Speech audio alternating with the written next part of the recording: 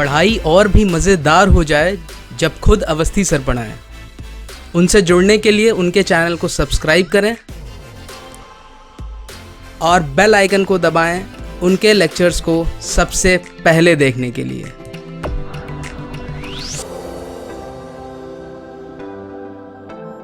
Hello students, welcome back to the next lecture of digital signal processing. I hope you are doing well. In today's lecture we are going to start the next topic, which is FFT algorithms. But like I always say, it is very important to understand why we are studying a topic and what is the reason behind moving ahead and developing a new algorithm. तो सबसे पहले इसको समझने के लिए हम आते हैं अपने DFT के एप्लीकेशंस पे। हमने DFT निकालना सीख लिया है, सर्कुलर कॉन्वोल्यूशन जानते हैं, हम DFT का बेसिक मेथड जानते हैं। जो हमारा कन्वेंशनल मेथड है उसके थ्रू हम इस फॉर्मूले से DFT निकाल सकते हैं, n running from 0 to n-1 x of n and wn kn, where n and the value of k is again from 0 1 to n-1. This happens to be my basic method for calculating DFT. अब DFT के अगर आप application देखो तो filtering में use होता है, correlation analysis में, स्पेक्ट्रम एनालिसिस में और बहुत सारे मॉडर्न एप्लीकेशंस हैं। अब इन एप्लीकेशंस में प्रॉब्लम क्या है? These applications are very precise and they are time bound applications. It is of utmost important to concentrate on the time that is being taken in the computation of the DFT. अब DFT computation में जो time का constraint है उसको समझने के लिए जरा देखिए, मैंने कुछ ऑपरेशंस हाईलाइट कर रखे हैं जो हमारा DFT प्रोसेसर अंडरगो करता है। क्या क्या? हमारे DFT में हमें इतने नंबर्स ऑफ कॉम्प्लेक्स मल्टीप्लिकेशंस चाहिए, इतने नंबर ऑफ कॉम्प्लेक्स एडिशंस चाहिए, ये रियल मल्टीप्लिकेशंस हैं, रियल एडिशंस हैं, and these are the evaluation of the trigonometric functions that are involved in the computation of DFT। ठीक, अब फॉर एग्जांपल मैं आपसे बोलूं, in a modern application, in a precise application, I have to calculate DFT for n is equal to 1024. अब भाई 2.4 8 point हम पढ़ते ही हैं, बट हम डिजिटल फिल्टरिंग पढ़ रहे हैं। हमारा जो रियल वर्ल्ड एप्लीकेशन है उसमें मेरे को कोई 2 पॉइंट या 4 पॉइंट FFT नहीं निकालना होगा, मेरे को 1024 620 thousands of computational complexities are there. अब अगर मैं n is equal to 1024 put कर दूं तो मेरे पास number of complex application multiplications कितने आ जाएंगे? 1024 का स्क्वायर, ये लगभग 1 into 10 to the power 6 आ रहा है। आप देख रहे हो, कन्वेंशनल DFT में मेरे को इतनी बार कंप्यूट करना पड़ेगा कॉम्प्लेक्स मल्टीप्लिकेशन, और अगर आप इस पर्टिकुलर फॉर्मूला को एक्सपैंड करो तो आप देखोगे इसमें xn और ट्विडल फैक्टर दोनों के कई मल्टीपल्स आएंगे। आप देख रहे हो भाई, 0 रखूंगा, फिर x1 निकालूंगा, फिर यहाँ पे ट्विडल फैक्टर का कोई मल्टीपल आएगा, फिर x2 निकालूंगा। तो जैसे जैसे मैं इस समेशन को ओपन करूंगा तो आप देख रहे हो कि मेरा जो फॉर्मूला एक्सपैंड होके आएगा, it is quite complicated and it requires a very large number of computational complexity. In order to overcome this problem, there has to be certain solution that can help my DFT processor to compute the process with relatively lesser time and better efficiency. यहीं पर बच्चों FFT algorithms come into play.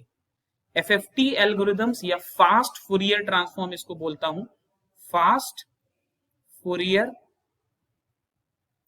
Transform algorithm. नाम से ही आपको पता चल रहा है फास्ट फूरियर ट्रांसफॉर्म, मतलब ये आपके कंप्यूटेशन को कहीं ना कहीं फास्ट करेंगे। अब क्वेश्चन ये है कि FFT एल्गोरिथम के क्लास में कौन कौन सी एल्गोरिथम्स आती है? तो हर वो एल्गोरिथम ब्रॉडली स्पीकिंग उसको हम FFT में क्लासिफाई करते हैं जो मेरा काम आसान करे। और सबसे खास बात, आपकी FFT एल्गोरिथम यूज क्या करती हैं? They exploit the properties of twiddle factor. अगर आपने ध्यान दिया हो, हमने अभी तक ट्विडल फैक्टर की प्रॉपर्टीज को एक्सप्लॉइट नहीं किया है। एक्सप्लॉइट इन सेंस हमने उनको यूज नहीं किया है। तो मेरी FFT एल्गोरिथम ट्विडल फैक्टर की प्रॉपर्टीज को यूज करती हैं या ट्विडल फैक्टर की प्रॉपर्टीज को एक्सप्लॉइट करती हैं। कौन कौन सी प्रॉपर्टीज एक्सप्लॉइट करती हैं ये अभी हम डिस्कस भी करेंगे और एक बहुत ही ब्रीफ प्रूफ भी देखेंगे उन सभी प्रॉपर्टीज का जो मेरी FFT एल्गोरिथम्स यूज करती हैं। बट सबसे पहले अगर मैं आपको बोलूं तो DFT के कंप्यूटेशन को हम क्लासिफाई कर सकते हैं। बहुत ध्यान से देखिएगा, ये चार्ट बहुत इंपॉर्टेंट है और आपके बहुत सारे कॉन्सेप्चुअल डाउट्स क्लियर करेगा। अगर मैं कंप्यूटेशन ऑफ एफएफटी की बात करूं तो एफएफटी को कंप्यूट हम कर सकते हैं ब्रॉडली स्पीकिंग दो अप्रोचेस से। The very first approach is divide and conquer approach. आप में से जो लोग थोड़ा बहुत कंप्यूटर की जानकारी रखते हैं, आपने डेटा स्ट्रक्चर वगैरह पढ़ा है, तो आपको ये डिवाइड एंड कॉन्कर अप्रोच का मतलब समझ में आ रहा है। डिवाइड एंड कॉन्कर अप्रोच का मतलब मैं एक बड़ी सी प्रॉब्लम को कई छोटे छोटे सब यूनिट्स में डिवाइड कर दूंगा और हर यूनिट को इंडिविजुअली एड्रेस करके बाद में सभी सॉल्यूशंस को इंटीग्रेट करके ओवरऑल रिजल्ट को अचीव करूंगा। दूसरा अप्रोच है मेरा डीएफटी एज लीनियर फिल्टरिंग। ये मेरा दूसरा अप्रोच है। हम डीएफटी कैलकुलेट करते हैं थ्रू लीनियर फिल्टरिंग। तो इसके अंदर दो मेथड आते हैं बेटा। एक है आपका chip Z, sorry this is chirp Z, chirp Z algorithm, और दूसरी आपकी आती है गोइट्सल एल्गोरिदम, GOERTZEL, ये आती है। ये दो एल्गोरिदम है। एक्चुअली ये दोनों हमारे सिलेबस में नहीं है, पहले होती थी अब नहीं है। तो हमें डीएफटी कंप्यूटेशन का लीनियर फिल्टरिंग मेथड पढ़ना ही नहीं है। This is beyond the scope of our syllabus, but आपको एफएफटी कंप्यूटेशन का मेथड मालूम होना चाहिए। अब बात आती है डिवाइड एंड कॉन्कर अप्रोच। तो डिवाइड एंड कॉन्कर अप्रोच को मैं फर्दर डिवाइड कर सकता हूं किसमें, रेडिक्स 2 FFT, दूसरा मेरा रेडिक्स 4 FFT, और तीसरा मेरा split radix FFT, split radix FFT। ये मेरा अप्रोच रहता है डिवाइड एंड कॉन्कर अप्रोच में। यही वो अप्रोच है जो हमें फॉलो करना है। This is very much in our syllabus. और ये तीनों ही मेथड फर्दर दो तरीके से फॉलो अप किए जा सकते हैं। एक डेसिमेशन इन टाइम, जिसको हम DIT बोलते हैं, दूसरा डेसिमेशन इन फ्रीक्वेंसी। मतलब ये तीनों ही मेथड इन दो तरीके से इंप्लीमेंट हो सकते हैं। इसमें भी हमें फोकस करना है बेटा रेडिक्स 2 FFT पे। तो अब जरा देखो, अपना चार्ट समझो। हमें FFT कंप्यूट करना है डिवाइड एंड कॉन्कर से, इसमें भी रेडिक्स 2 FFT और DIT और DIF। ये मेरा कोर्स ऑफ एक्शन है, पूरा अप्रोच कैसे मुझे स्टार्ट करना है और कैसे मेरे को एंड करना है, राइट। आई होप ये लॉजिक क्लियर है कि how are we going to follow up this, clear है। चलो अब जरा हम फटाफट से वो प्रॉपर्टीज देख लें ट्विडल फैक्टर की जो हम एक्सप्लॉइट करने वाले हैं। या प्रॉपर्टीज देखने से पहले आप ऐसे समझो, चलो पहले प्रॉपर्टी देख लेते हैं। या रेडिक्स 2, हमें रेडिक्स 2 FFT कैलकुलेट करना है, तो जरा इसके बारे में थोड़ा सा बेसिक जान लेते हैं। देखो रेडिक्स 2 में हमें क्या करना है। रेडिक्स 2 भाई नाम कहां से आया ये भी तो समझना जरूरी है। Why radix 2, what does this radix signify, what does this 2 signify. देखो आई नो आप में से बहुत से लोगों को ये बहुत आसान लगता है, आप सभी लोग चार्ट बना लोगे, बट 40 to 50% बच्चों को बेसिक कॉन्सेप्ट नहीं पता, केवल सीधे चार्ट बनाना आता है। चार्ट इजी है, मैं ट्रिक भी बताऊंगा कि कैसे मेरे को फॉलो अप करना है, ठीक है। देखिए हमें मालूम है कि हम हमेशा n पॉइंट DFT कैलकुलेट करते हैं, हमेशा, ठीक। लॉजिक समझना, हम हमेशा n पॉइंट DFT कैलकुलेट करते हैं। अब इस n को हम फैक्टराइज कर सकते हैं या ब्रेक कर सकते हैं। मान लो हमने n को ऐसे फैक्टराइज किया है कि ये मेरा R1 R2 R3 up to RV, इस n को मैं R1 R2 R3 up to RV इस फॉर्म में लिखूं। अगर मैं आपसे बोलूं R1 R2 R3 और RV ये सभी इक्वल हैं, तो can I right n as R to the power V। अब यही मैं बहुत दिनों से आपसे बोल रहा था, this R is called radix, this is called radix. तो अगर मैं आपसे बोलूं कि हमें रेडिक्स 2 पढ़ना है, हमारे सिलेबस में रेडिक्स 2 है, तो क्या n is equal to 2 to the power V, ये लॉजिक नहीं बनता। अब अगर आपको याद हो, हम जब सर्कुलर कन्वोल्यूशन पढ़ रहे थे तब भी मैंने आपको बार बार बोला था n हमेशा 2 की पावर समथिंग के फॉर्म का होता है। क्यों होता है? क्योंकि हम रेडिक्स टू एफएफटी पढ़ते हैं। ओके, अब आपको समझ में आया। अब अगर यहाँ पे पूछूं v क्या है, तो v है नंबर ऑफ स्टेजेस।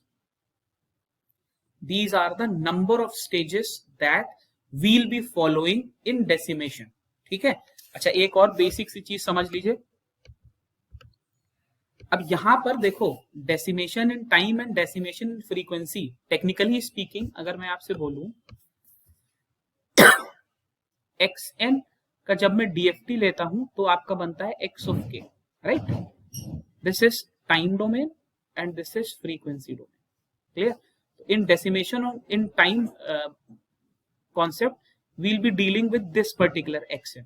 ये अगर आपसे बोलूं this is the input part and this happens to be the output part।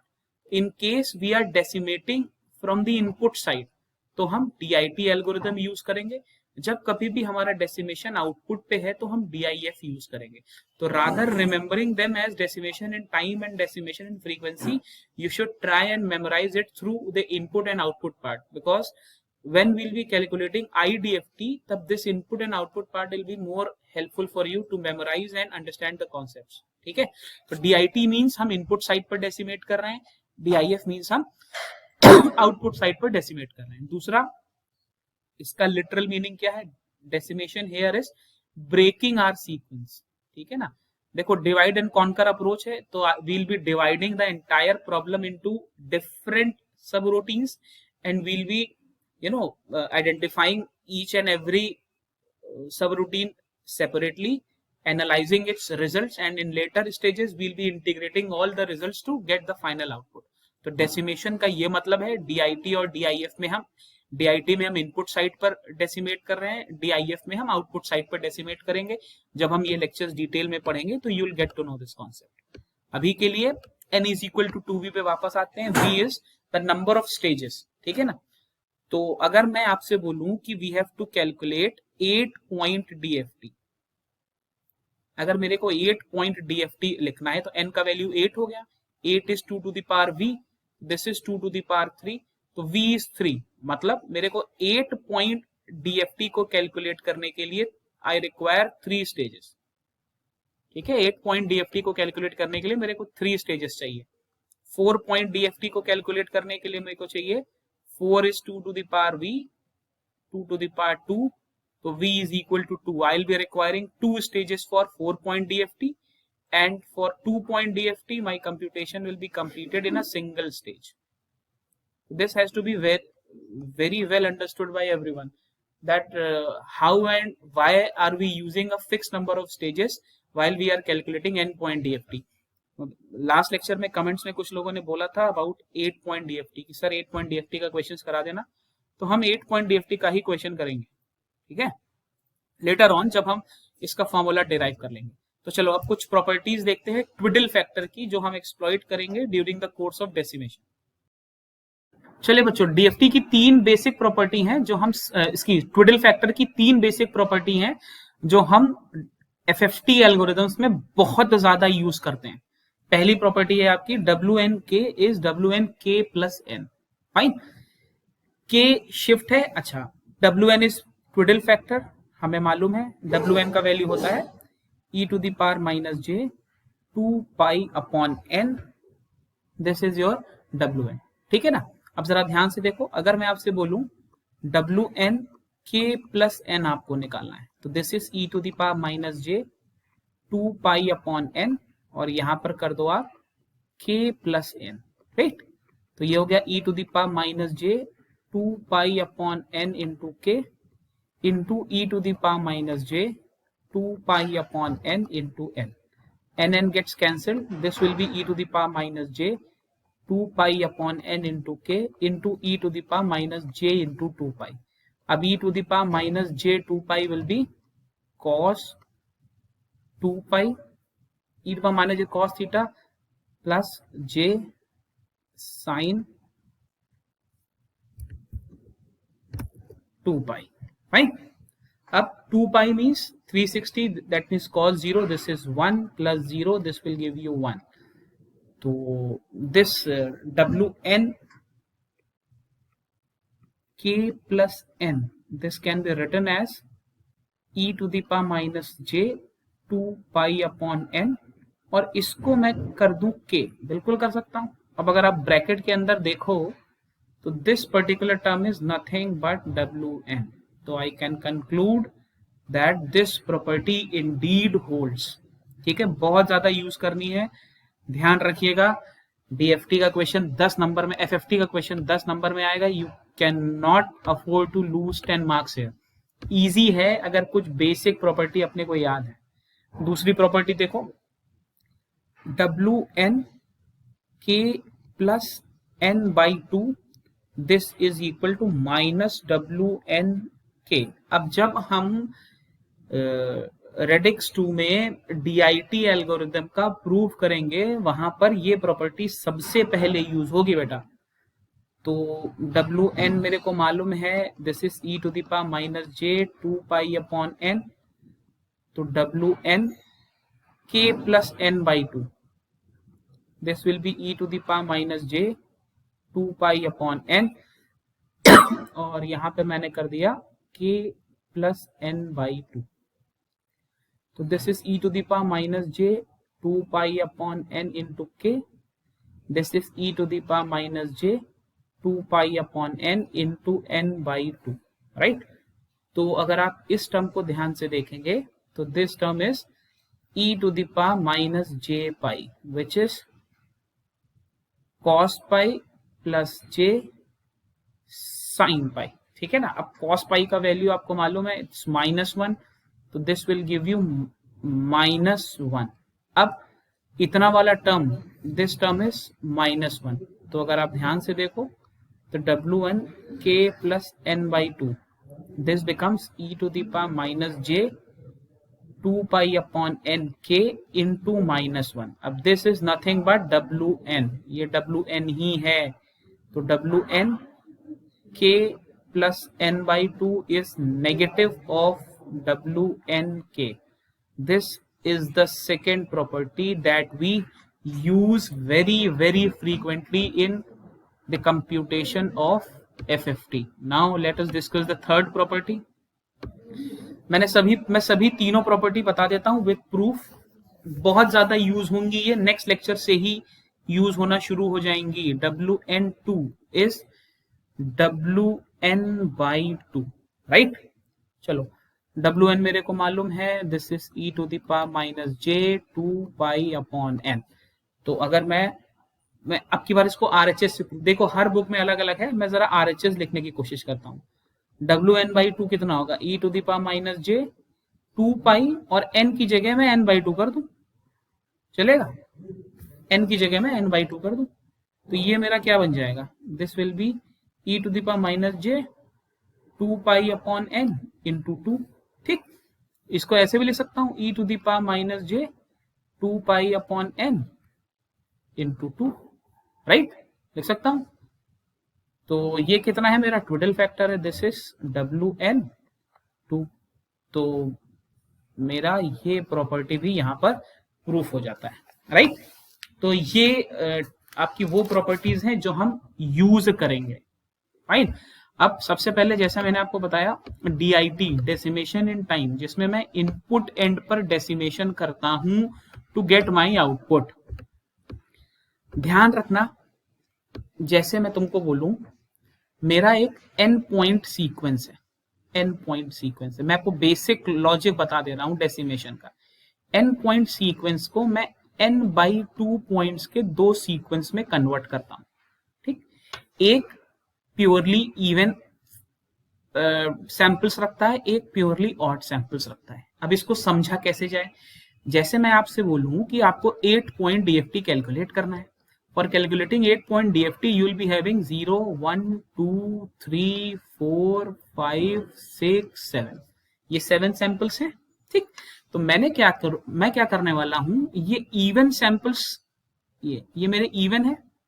कौन कौन से सैंपल्स हैं, 0, 2, 4, 6 and these are my odd samples 1 3 5 7 odd samples मेरे पास कौन कौन से हैं 1 3 5 7 तो डेसिमेशन एल्गोरिदम में एफएफटी के डीआईटी एल्गोरिदम में हम क्या करते हैं हम अपने n पॉइंट सीक्वेंस को एक n/2 इवन एक n/2 ऑड ऐसे ब्रेक कर लेते हैं मतलब अगर मैंने 8 पॉइंट डीएफटी मेरे को निकालना है तो 8 पॉइंट डीएफटी को मैं पहले कैसे कर लूंगा मैं 4 पॉइंट इवन और 4 पॉइंट ऑड ऐसे ब्रेक कर सकता हूं बिल्कुल कर सकता हूं मैंने आपको लॉजिक समझा दिया ये लॉजिक होता है बेटा आप चार्ट तो याद कर लेते हो बट बेसिक नहीं समझ पाते तो ये लॉजिक है मैं 0 2 4 6 एक साथ रखूंगा 1 3 5 7 एक साथ रखूंगा अब ये भी तो एक n है इसको मैं कैसे कर सकता हूं इसको मैं 2 पॉइंट में कर सकता हूं 2.1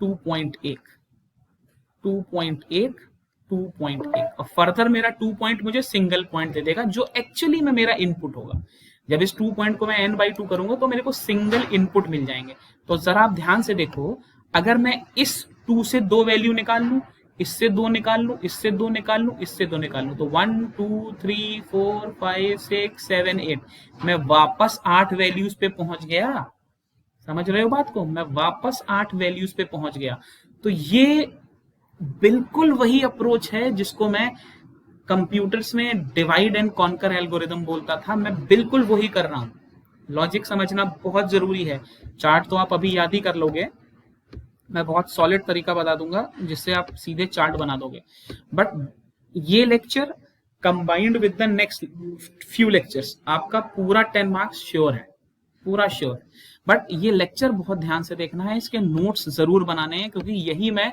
आगे के लेक्चर में बहुत रैंडमली यूज करूंगा क्योंकि मैं पूरा लॉजिक बता रहा हूं तो अब एक्चुअली में होगा क्या हमको डेसिमेशन ऐसे करना होता है 1 2 3 4 5 6 7 8 मान लीजिए मैंने 8 पॉइंट्स कर लिए तो पहले मैं यहाँ पे 1 2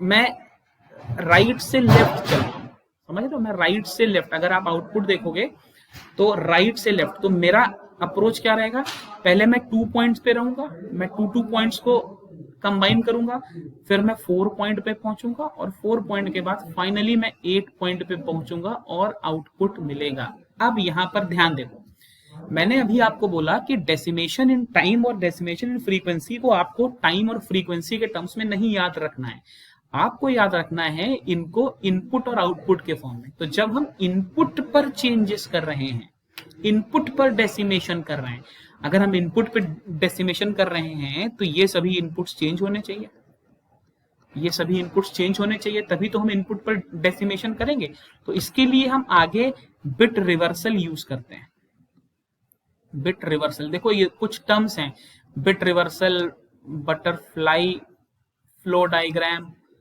ये सब आगे के लेक्चर्स में आएंगे बट इनका बेसिक मैं तुमको अभी बता देता हूं अगर मैं तुम्हें लिखूं 1 2 ये ऐसे लिखूं 0 1 2 3 4 5 6 7 8 या 8 4 2 1 ये आपको लिखना मालूम है तो मैं कैसे बनाता हूँ 1 2 3 4 1 2 3 4 1 2 1 2 1 2 1 2 0 1 0 1 0 1 0 1 ठीक ये क्या लिखा है